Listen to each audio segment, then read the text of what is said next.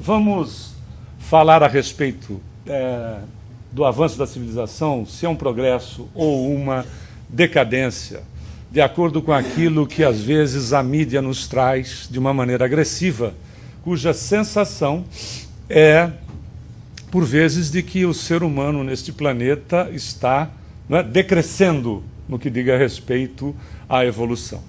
Na realidade, a neurolinguística já explica isso. Existem muitas pessoas que, infelizmente vivem com referências ao passado. Você pode ter certeza de que isto, daqui um pouco de tempo, vai ser lembrado como uma coisa no passado, onde pessoas dirão, e por isso que a gente disse, a neurolinguística explica isso, dirão para nós, ou quando, se nós não nos trairmos, diremos para outros, no passado é que era bom, no passado é que se tinha respeito, no passado é que as coisas eram assim, o assado. Isso é fugir da realidade. Porque se fôssemos viver, se o passado tivesse uma relação de necessidade para o nosso processo evolutivo, nós nos lembraríamos de todas as outras reencarnações, ou pelo menos das mais significativas. Se assim não é, é porque o presente é realidade na vida, não convidando-nos, evidentemente, a faltar com a previdência. Mas se o passado era tão bom, nós trouxemos uma outra imagem aqui. Isto aqui é uma imagem do passado, onde o Mr. Henry Ford dizia o seguinte, em questão do passado. Só era dele. Todos os americanos podem escolher a cor dos seus carros, desde que eles sejam pretos. Ok?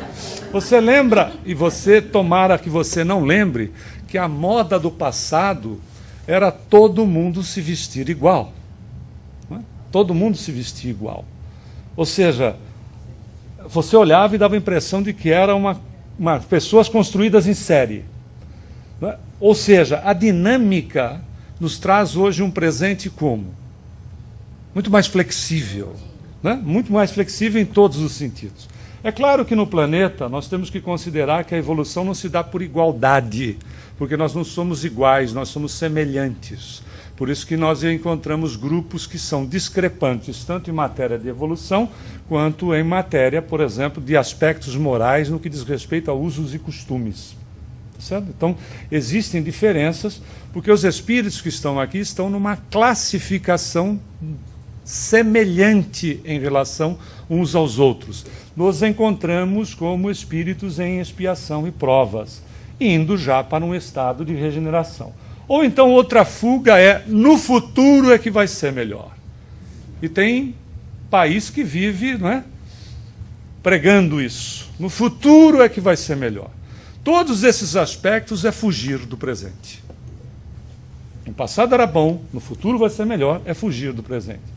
Quando a estruturação do futuro está no que você está vivendo hoje, sim ou não? O passado te alicerçou para você estar aqui. Mas a realidade do seu futuro, feliz ou infeliz, bom ou mal, estão nas decisões do hoje. Por isso a necessidade de termos consciência sobre nós mesmos. Porque vivenciar uma realidade inconsciente significa ter um futuro só Deus sabe. No tipo do só Deus sabe. Porque é negligenciar a oportunidade de ter-se um futuro melhor, um futuro de maior construção e, por que não, cada vez mais feliz. Muito bem. Muitos também esperam isso, que a Terra tenha logo um problema qualquer, que um meteoro de grandes proporções atinge a Terra e assim elimina todo mundo que não é bom e todo mundo que não é bom vai para o planeta chupão, que ia passar no ano 2000, não passou, aí ia ter o fim do mundo em 2012. Desde o ano 1000 a gente vem querendo liquidar com esse mundo, mas nós somos incompetentes para acabar com o mundo. A gente não consegue nunca. No ano 1000 a gente queria acabar, depois era no ano 2000, depois é 2000. Aí viram que tinha um erro no calendário gregoriano e ia ser em 2004. Mas aí no 2004 não aconteceu, 2012 teve um cidadão que o Mário estava nos dizendo que o mundo deveria ter acabado quarta-feira passada. de uma igreja aí. O ponto é o seguinte, vai ver que acabou mesmo, está todo mundo desencarnado e a gente não sabe. Não é verdade? Vai ver que é isso. Já acabou o mundo, nós estamos desencarnados, isso é plano espiritual, a gente não está sabendo. Então é bom você comprar o livro que está aí já fora, entendeu? Porque sabe como é que são essas coisas, né? Pode ser que eles peçam para você o livro para você entrar no nosso lar. Porque tem gente que achando que acontece isso, né? Acontecendo isso, o indivíduo vai imediatamente para algum lugar paradisíaco, via de regra, num processo de acomodação, onde todo mundo é bonzinho, e aí, de repente, eu crio uma versão de céu reelaborado, né? O nosso lar, às vezes, ele toma essa conotação de um céu reelaborado, como um umbral toma uma conotação de reelaborar o inferno. Quando, na realidade, né, um céu ou inferno é, de fato, como já foi um seminário aqui, um estado de espírito da criatura. Nós vivemos e nos posicionamos, seja interior, inclusive em questão de relacionamento, com pessoas, situações, atraídos e atraindo situações de pessoas de acordo com a nossa condição vibratória, de acordo com o nosso magnetismo, em palavras mais simplórias, de acordo com aquilo que a gente gosta. Por isso que Jesus disse que o semelhante sempre irá atrair o semelhante, em todas as situações e circunstâncias. Por isso essa necessidade de conscientização. Vamos lá ver um pouco do Livro dos Espíritos. O Kardec, no capítulo 8, diz o seguinte, na Lei do Progresso, que é claro, ele é claríssimo em afirmar que o homem ele está imerso na lei do progresso e a cada dia constrói um mundo melhor, apesar da lentidão do progresso moral, significando dizer que, à medida que a pessoa se intelectualiza, ela começa a valorizar aspectos morais, primeiro da convivência dentro do ambiente que se encontra, para depois ir fazendo que a condição da moralidade também evolua para o sentido daquilo que nos traz o Evangelho, do ensinamento máximo de Jesus. De número 790, o Kardec vai perguntar se a civilização constitui um progresso ou uma decadência da humanidade. E os espíritos são sábios em dizer a civilização é um progresso incompleto. Por isso que a gente vê as discrepâncias, que infelizmente vendem muito mais ainda hoje daquilo que não é sadio do que aquilo que você faz regularmente. Querem ver? Quem é que amanhã vai assaltar a padaria perto da sua casa? Ou seja, lá a casa de pão, o supermercado. Aqui, levante a mão. Não tem notícia para amanhã. Percebeu? O que você vai fazer amanhã? Você vai trabalhar, você vai estudar, você vai ser útil no seu lar, etc. Não é verdade? Se alguém levantasse a mão aqui e dissesse, não, eu vou assaltar o supermercado lá da minha casa, era a notícia. Não é fato? O que é a notícia que vende hoje? Infelizmente, ainda a notícia desagradável que poucas pessoas patrocinam diante de toda a realidade deste planeta. A grande maioria não está agindo de forma inadequada em relação ao seu semelhante, em relação a si mesmo, faltando com o respeito a si mesmo, e obviamente porque não se respeita, não vai respeitar o seu semelhante. Tão simples quanto. Né? Então, Kardec continua dizendo, seria racional condenar a civilização? E a resposta dos espíritos é condenar antes aqueles que abusam dela e não a obra de Deus. Significa dizer o seguinte, se a gente encontrou o átomo e resolve fazer a bomba atômica para matar os outros, é um problema, não é do átomo, e sim da atitude, de como utilizar da ferramenta. Ok? Com uma faca, você pode, né, preparar o seu alimento, mas você também pode se tornar uma criatura altamente agressiva em relação ao semelhante. O instrumento ele é passivo. A maneira de utilizá-lo é exatamente estar de acordo com a falta do respeito a si mesmo. Por que repetimos isso? Porque, obviamente, nós projetamos no outro aquilo que nós temos ou aquilo que somos. Nós projetamos o que gostamos ou o que não gostamos do outro de forma, inclusive, inconsciente, que dispara o outro por atitudes, pela própria vibração do outro, por uma palavra, dispara gatilhos em nós de situações que nós gostamos ou não gostamos em nós, e aí a gente projeta sobre o outro. Na realidade, o outro nada mais é do que o reflexo de nós mesmos, daquilo que temos ainda para melhorar ou daquilo que já temos de muito bom e que se projeta sobre a outra pessoa. E isso é despertado por gatilhos onde pode ser pela própria vibração do semelhante, pela, como diz, repetindo, atitudes, palavras, às vezes mesmo gestos, que desperta a criatura na projeção que se faz. Por isso a necessidade de entendermos que a ferramenta está para nós. Querem ver uma ferramenta fantástica? André Luiz, através da psicografia de Francisco Cândido Xavier, tem uma mensagem que é intitulada A Língua. Ele diz o seguinte, que a língua, apesar de ser um músculo, graças a Deus, como todos os outros músculos do corpo, não ganha dimensão ao exercitá-la. Você já imaginou se ela ganhasse dimensão? Quando a gente fala mal da vida alheia, ia ter que carregar a língua naqueles carrinhos de pedreiro. Sabe aqueles carrinhos de pedreiro que você carrega cimento? Né? Você veja como é bom. Ela só fica mais fina, né? E sibila assim de vez em quando. Mas é uma ferramenta ou não é? Não é uma ferramenta? Você pode usar de que jeito? Como a faca, né? Para produzir o alimento ou para ferir. Depende. E o problema dela é cujo ferimento, às vezes, não cicatriza numa última reencarnação. Nós que trabalhamos muito durante muitos anos, e já dissemos aqui outras vezes, estamos apenas repetindo, com reeducandos, que é um nome mais adequado para aqueles que estão cumprindo pena em penitenciárias, sabemos, por vezes, que o indivíduo, por vezes, tira o corpo do outro, não é verdade? Mas tem gente que mata o corpo do outro, que também não justifica, óbvio. Mas tem gente que mata a esperança. E quando você mata a esperança, você não sabe quantas reencarnações para frente esse indivíduo estará morto. Então, veja, e a língua é um simples músculo e uma simples ferramenta. Como a gente apresentou a questão do átomo, por ser um simples ferramenta e que se utiliza do jeito que se bem entende. Tem gente que o utiliza para até brincar com ela e fazer os outros serem felizes. Se tem gente que lembra da formiga atômica, não fale, porque aí é identificador de idade. Aí, vamos em frente. A formiga... Não se faça de desentendida. Aí, na 791, a DEC continua. Você veja que tudo isso que nós estamos trazendo, pessoal, está no Livro dos Espíritos. Obra básica da codificação que precisa ser estudada. Aliás, uma observação para você, estudante da doutrina.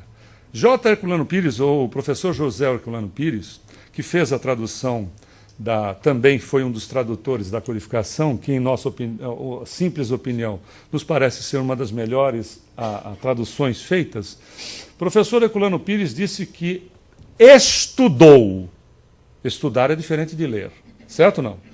Estudou o Livro dos Espíritos, e ele foi tradutor, 2.500 vezes. E cada vez que ele estudava, ele aprendia, ele observava algum ponto que havia passado em branco. 2.500 vezes.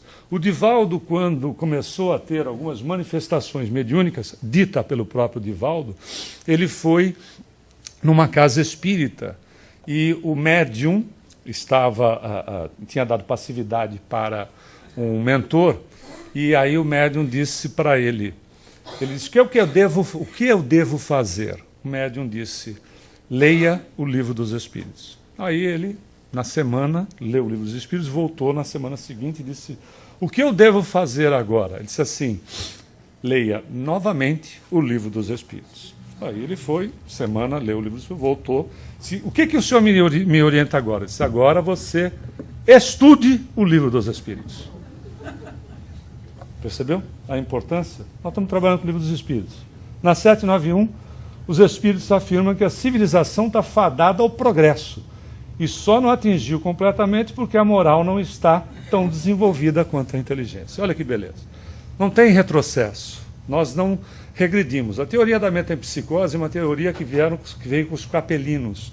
Quando eles vieram de capela, alguns poucos vieram, e eles trouxeram, quando eles chegaram aqui, nós já até usamos ilustração em uma outra palestra. Quando eles chegaram aqui, eles chegaram no nosso estado, o nosso estágio era primitivo. Então você imagina sair com esse corpinho lindo que você tem, que também não te pertence, né, porque nós somos usufrutuários deles. Nós saímos daqui e irmos para um planeta cuja configuração seja primitiva. Qual é a sensação que deu? São animais e eu vou reencarnar em animais. Essa é a teoria da metempsicose, né, que foi muito difundida na Índia, no Egito e depois foi difundida também na Grécia. Tanto é que se achava que o indivíduo que não fosse bom, ele regredia reencarnando em animais. Daí vem a teoria da metempsicose. Isso não acontece. Conquista feita, conquista realizada, morreu o assunto. Você não tem como regredir. Então, se o indivíduo não usasse da higiene, ele reencarnava como porco. Se ele fosse muito agressivo, ele reencarnava como leão ou tigre. Imagina o que ia ter de cascavel pelas ruas por causa da língua das pessoas, né? Mas, enfim, percebe? Isso não é possível. É daqui para frente. Ah, mas a coisa parece porque a questão da análise é circunscrita. Quando a gente diz assim, a coisa parece que está pior, porque está analisando de forma circunscrita. Está se baseando na versão de 1, 2 ou 3. A gente tem que buscar o todo, sim ou não? Você tem que buscar o todo, ver as conquistas como um todo. Nos últimos 50 anos, nós tivemos conquistas que nós demoramos séculos. Séculos, querem ver? Em 1969, em 20 de julho, quando o homem chegou na Lua, o computador para tirar a Saturno V da Terra, levando a Apolo, fazer a lunissagem, tirar a Apolo de lá e trazer para a Terra, fazer a aterrissagem, ocupava na NASA 5 salas. Esse computador, quando você tinha aquele celular, que era monocromático, inclusive, lembra? StarTech, por exemplo, que o cara sacava daqui e abria, né? Tinha antena, inclusive, caso você precisasse, você podia esgrimar com a antena. Era mais potente do que os 5 computadores que a NASA usou. Ok?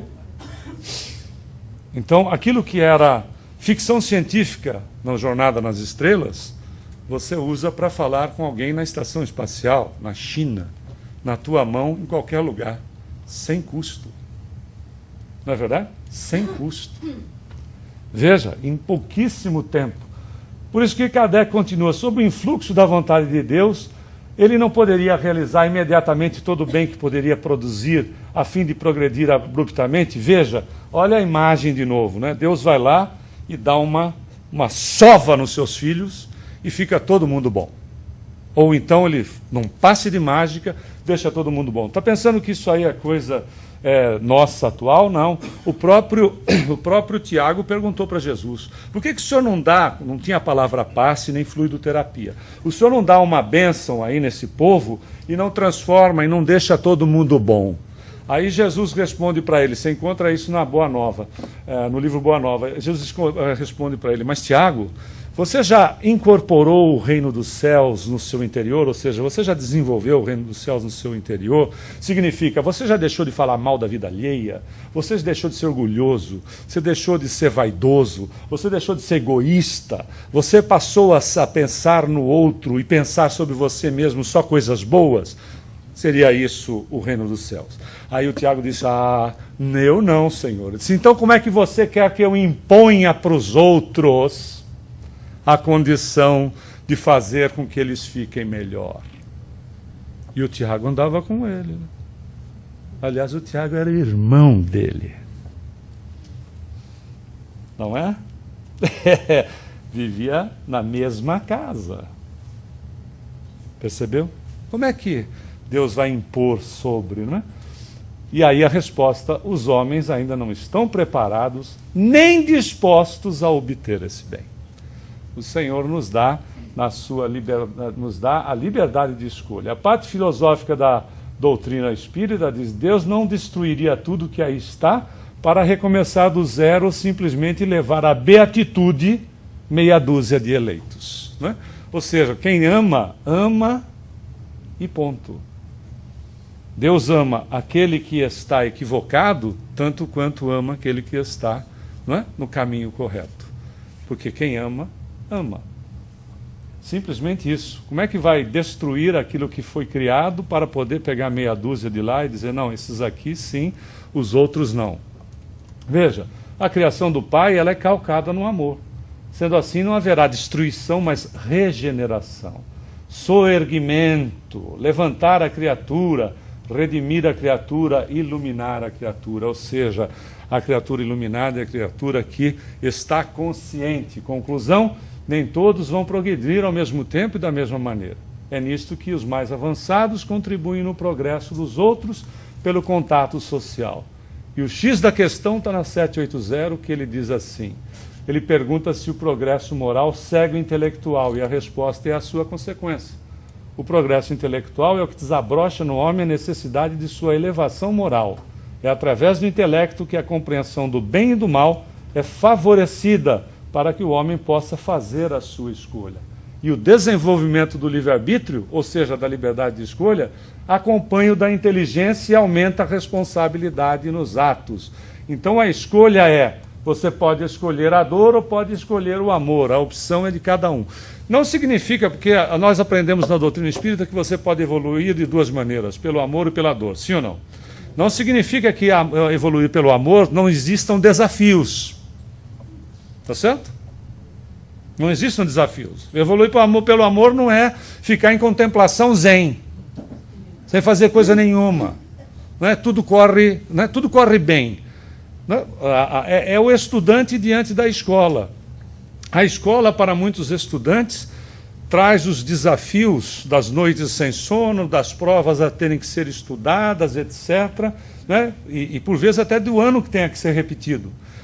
Ele traz desafios, mas ele investe nesse sacrifício porque ele objetiva os resultados para a vida dele. Mas existem outros que acham que a escola é um verdadeiro mapa do inferno, onde vai tirar dele o final de semana, vai tirar dele as viagens, as festas e o sono. Não é verdade? Veja, é uma questão, o amor traz desafios. Evoluir pelo amor não significa não ser desafiada, não significa não ser provada.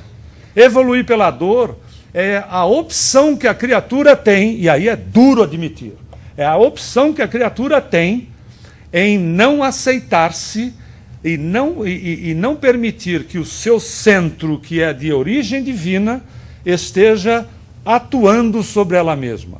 É quando eu resisto sobre mim mesmo. É quando eu vou resistir às realidades. Aliás, Dr. Bezerra de Menezes Espírito, pela psicografia de Chico, diz o seguinte: toda vez que você admite algo como uma verdade e faz diferente daquilo que admitiu, você terá um problema psicológico que se transformará a largo prazo, de acordo com a resistência em não fazer aquilo que se admitiu, numa doença. Não é fantástico? Por quê? Porque eu admito como uma verdade e começo a criar uma crise dentro de mim mesmo. Eu sei que não deveria fazer, mas eu vou fazer porque todo mundo faz. Ok, estou usando um exemplo grosseiro, mas isso vai se transformar num problema psicológico. E se não for feito nada, vai se transformar numa enfermidade. Porque Deus está punindo? Não, porque eu resisto à minha realidade de natureza divina. Então, é duro admitir, mas o amor e a dor sempre estiveram inseridas num único lugar, no nosso íntimo, em nós mesmos. Por isso que existem também as criaturas materialistas e inseguras que tentam atravancar o progresso. Os espíritos dizem, sim, serão levados, no entanto, pela torrente da evolução, a mesma que pretendem deter, e terão a consciência por algoz, né? Sob a injunção da lei de causa e efeito. Então, na realidade, é a gente tentar entender como a vida funciona. Aqui na reunião do abacateiro que o Chico fazia, né, e era de fato debaixo de um abacateiro, ele contou certa vez a história do pastor e do cão. A criança chegou para o pastor e perguntou para o pastor, que estava cuidando do rebanho das ovelhas: como criança que era, disse assim: se a ovelha se afastar do senhor, o que é que o senhor faz? Ele disse: eu coloco o rebanho em segurança, no redil, e vou buscá-la.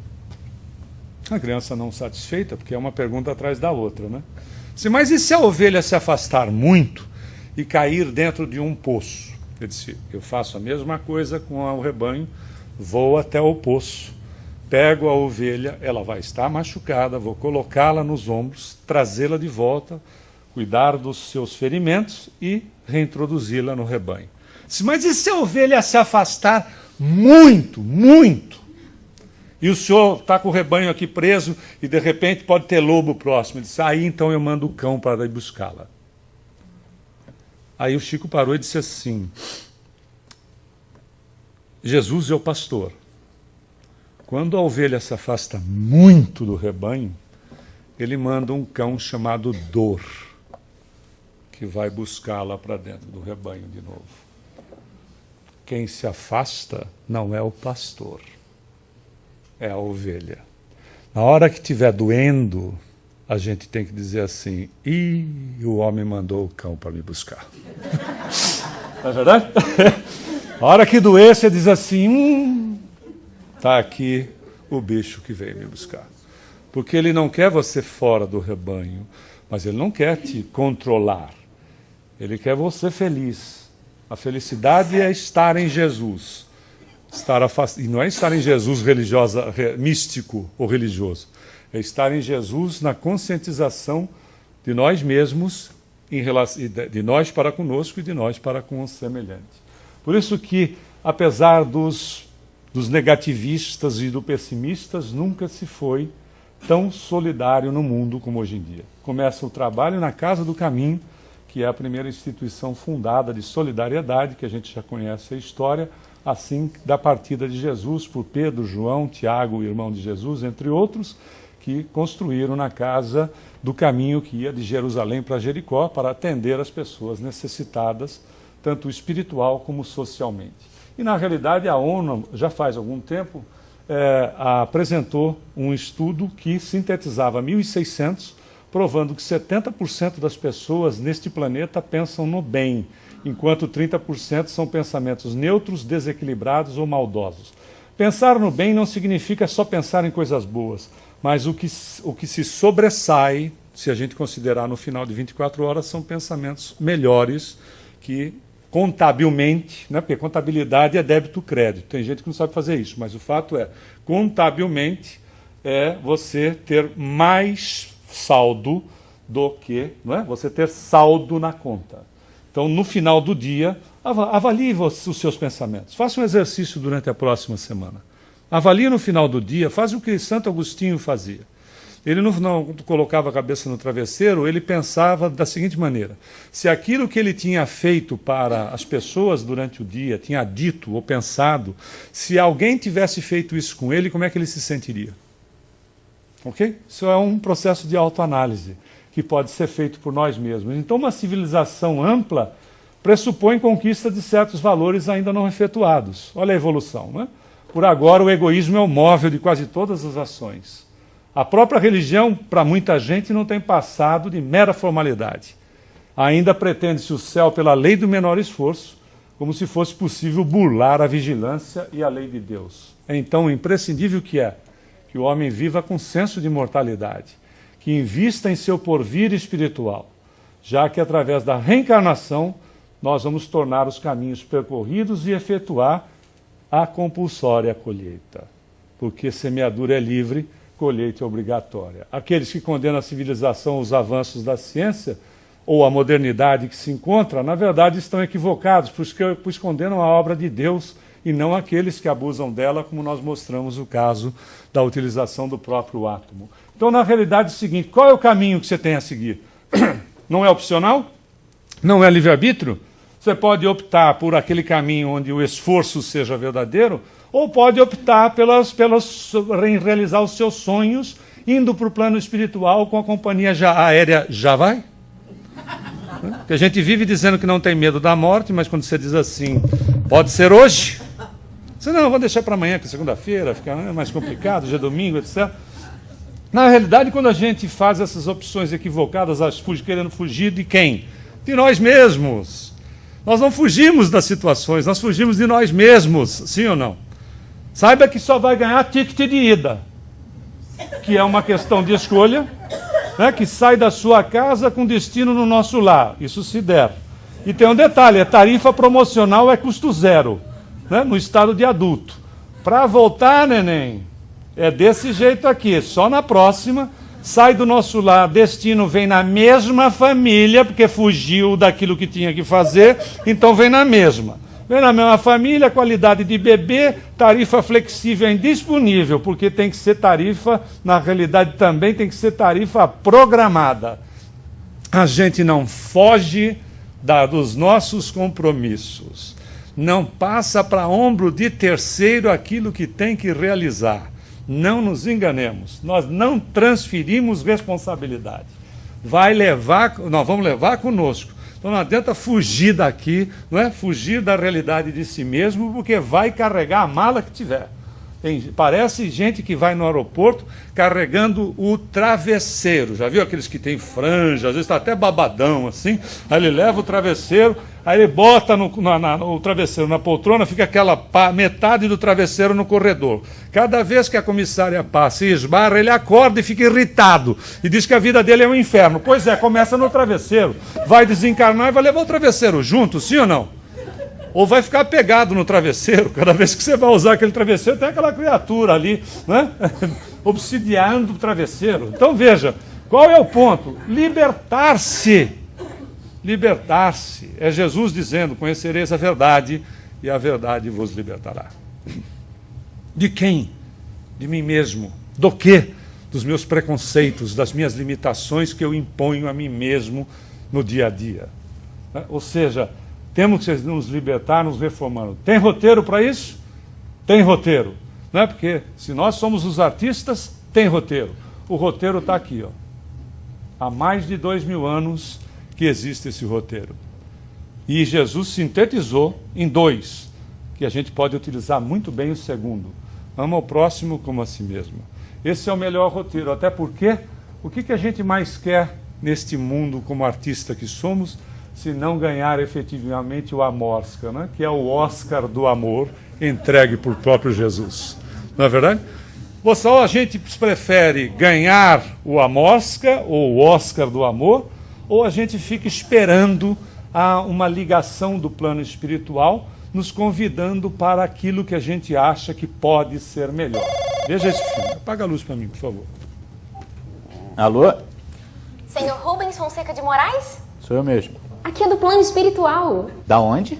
Parabéns, o senhor foi selecionado e acaba de ganhar uma viagem inteiramente grátis. Ah, você tá querendo me vender alguma coisa, é isso? Não, senhor. Dinheiro não vale nada aqui no plano espiritual.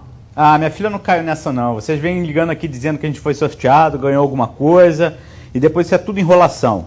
E eu ganhei por quê? Porque o senhor mereceu. Não é sorteio, é merecimento. Ah, é? Uma viagem pra onde? Para outro planeta. Olha que máximo. Ah, garota, para de palhaçada. Você acha que eu sou o quê? Criança? Pra você ficar me dando trote? Ah, vai procurar o que fazer, vai. Não é trote. O senhor, ao terminar essa encarnação, vai ganhar uma passagem só de ida para outro planeta para continuar a sua evolução. Tá, mas olha só, eu não quero, tá, minha filha? Eu gosto muito aqui da Terra, eu vou ficar por aqui mesmo, tá bom? Eu lamento muito, mas não vai dar. Por quê? Porque a Terra está evoluindo e os espíritos que não conseguiram acompanhar esse upgrade estão sendo convidados a se retirar. Peraí, eu não entendi direito. Então eu fui promovido? Não exatamente. Digamos que esse planeta está num estágio um pouquinho menos adiantado do que a Terra. Menos adiantado? Bom, no seu caso, a passagem é para um planeta, deixa eu ver, bem menos adiantado do que a Terra. Digamos que o povo lá, assim, não tem luz elétrica, água encanada, não tem internet. Olha que fofo. Digamos que é um estilo, assim, meio rústico, todo trabalhado na pedra lascada. Uma graça. Mas isso é um absurdo, minha filha. Como assim? Como é que eu vou pra lá, pra esse lugar? Mas veja pelo lado bom. Lá o senhor vai conseguir ajudar aquela civilização no seu adiantamento com os seus conhecimentos tecnológicos. Que conhecimentos tecnológicos, garota? Eu não sei nem instalar um ventilador de teto, eu vou ajudar o quê na evolução desse lugar? Vai sim, senhor Rubens, não se preocupe. Essa é a beleza das leis de Deus. Aqui o senhor se tornou um atrasado, mas lá será peça fundamental para as engrenagens da vida.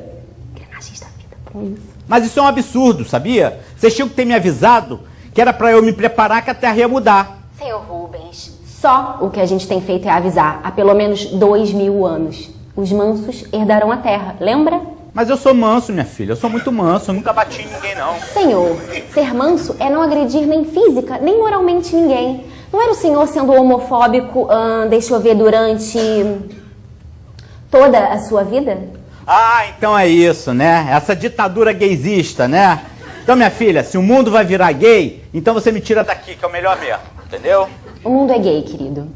É gay, é feminino, é hétero, é transex, é negro, é asiático, é nordestino, é muçulmano, é budista, é cristão, é ateu. Enfim, se uma dessas características te incomoda, a gente já pode estar agendando a sua viagem.